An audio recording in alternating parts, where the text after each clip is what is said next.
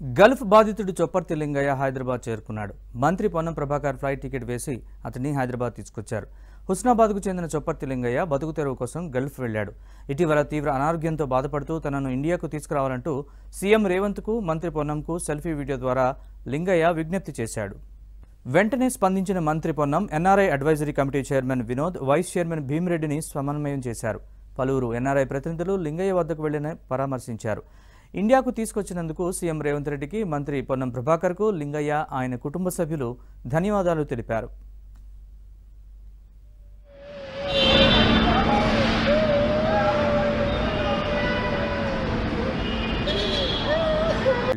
ఇటీవల తీవ్ర అనారోగ్యంతో బాధపడుతూ తనను ఇండియాకు తీసుకురావాలంటూ సీఎం రేవంత్కు, మంత్రి పొన్నంకు సెల్ఫీ వీడియో ద్వారా లింగయ్య విజ్ఞప్తి చేశాడు. వెంటనే స్పందించిన మంత్రి Ponnam NRI advisory committee chairman Vinod, vice chairman భీమిరెడ్డిని సమన్వయం చేశారు. పలువురు ఎన్ఆర్ఐ ప్రతినిధులు లింగయ్య వద్దకు వెళ్లి పరామర్శించారు.